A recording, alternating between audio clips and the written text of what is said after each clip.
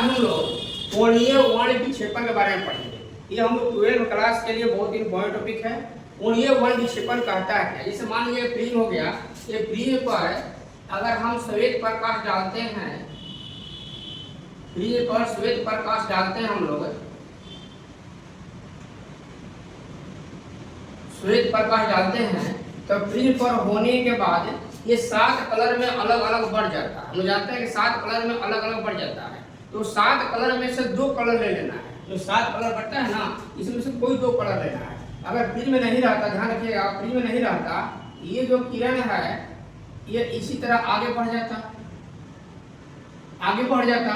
लेकिन प्रिज्म के रहने के कारण ये 7 कलर बढ़ता है। वो 7 कलर में से कोई 2 कलर हम लोग को ले लेना है। तो सबसे नीचे वाला जो कलर है बैगनी, उसको ले लेते हैं, और सबसे ऊपर वाला जो कलर है रेड, लाल, उसको ले लेते हैं। हम जानते हैं कि बैगनी कलर जो है वो आधार की ओर अधिक मुड़ता है, और लाल कलर जो है वो आधार की ओर कम मुड़ता है।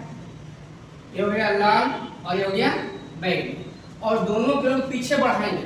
अब यहाँ देखिए, इसको ये जो निकल गया इसको निर्गत किरण भी कहते हैं।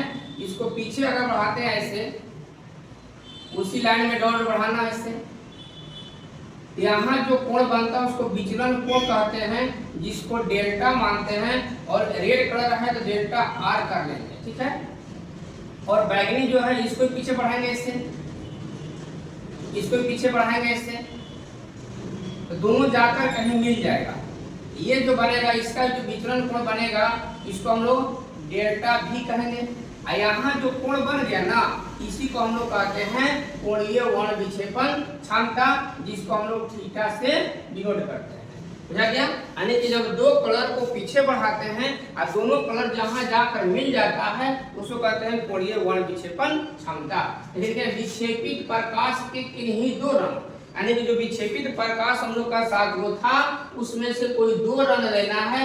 हम लोग ले लिए थे लाल और बैगनी की किरणों के बीच के कोण को कोणीय वर्ण विक्षेपण कहा जाता है। इसे थीटा से सूचित करते हैं। यानी कि 7 कलर में से 2 कलर लेना है, तो हम लाल और बैगनी क्यों लिए? क्योंकि दोनों का डिस्टेंस अधिक होता है, यह कोण बनाने में सुविधा होगा।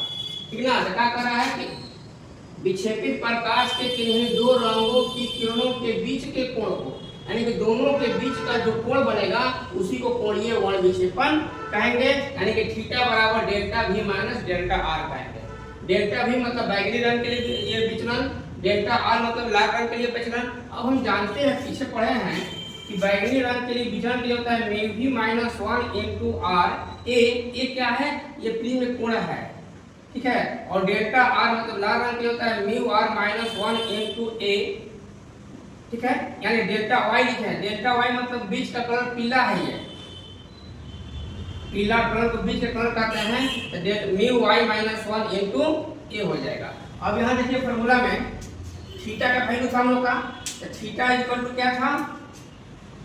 म्यू भी था। तो म्यू भी का वैल्यू ये जो है यहाँ हम पुट कर लेते हैं।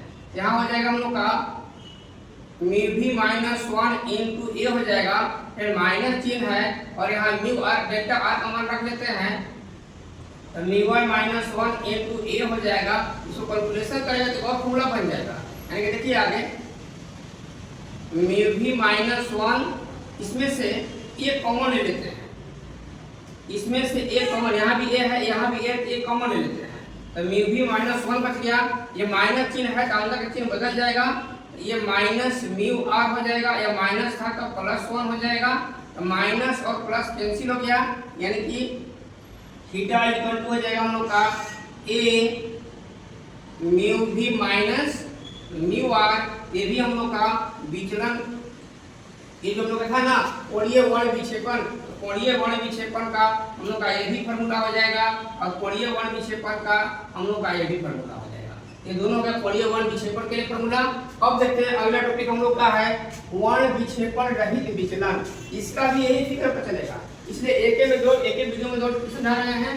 यहाँ हम लोग वर्ण विक्षेपण रहित विचलन, देखिए आप इन्हीं 2 रंगों के बीच, इसमें 2 रंग का रहा है, तो 2 रंग हम लोग लाल और बैंगनी लिए हैं। इन्हीं 2 रंगों के बीच वर्ण विक्षेपण कोण, वर्ण विक्षेपण कोण को हम लोग थीटा माने हैं। यहाँ पर माने भी थीटा देख लीजिए, माध्यमान किरण के विचलन, माध्यमान मतलब बीच का किरण, तो बीच का जो किरण होता है ध्यान रखिएगा, यहाँ से ऐसे जो बीच का किरण होगा इसको हम येलो कहते हैं, पीला रंग कहते हैं, बीच के किरण को पीला रंग कहते हैं।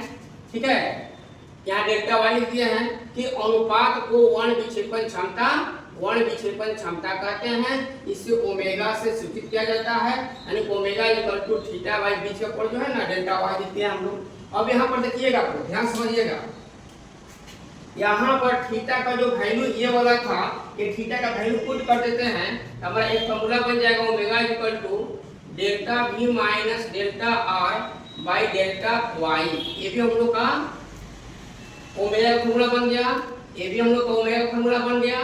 ठीक है, या ओमेगा इक्वल देखिए यहाँ पर ये थीटा का वैल्यू हम लोग यहाँ पर ये भी निकाले हैं, ये भी वैल्यू हम रख सकते हैं, यानी कि पूरा निकाल के थीटा जब यहाँ पर ना कितना, यानी कि a mu v minus mu r और नीचे जो बीच का किरण ये वाला है ये वैल्यू रख देते हैं, यानी कि म्यू y माइनस 1 इंटू ए रख दिए। अब a से a कैंसिल हो जाएगा, ओमेगा का हम लोग का एक फॉर्मूला हो जाएगा, लिख दीजिएगा mu v minus mu r by mu y minus 1, ये भी हम लोग का ओमेगा का ही फॉर्मूला हो जाएगा, यानी ओमेगा का तीन फॉर्मूला हो गया, यानी कि वर्ण विक्षेपण क्षमता का पहला फॉर्मूला हो गया theta by del y. Theta से हम लोग का कोणीय वर्ण विक्षेपण, तो कोणीय वर्ण विक्षेपण अगर मान देता है तो इस फॉर्मूला को बनाएंगे। ठीक है, उसके बाद ये विचलन कोण का मान देता है तो इस फॉर्मूला को बनाएंगे, और अपवर्तनांक देता है तो इस फॉर्मूला बनाएंगे। ठीक है, इस तरह से इस वीडियो में हम लोग कोणीय वर्ण विक्षेपण क्षमता और वर्ण विक्षेपण क्षमता दोनों समझ गए। ठीक है, कोई दिक्कत नहीं है, अगले वीडियो में फिर मिलते हैं, तब तक के लिए धन्यवाद।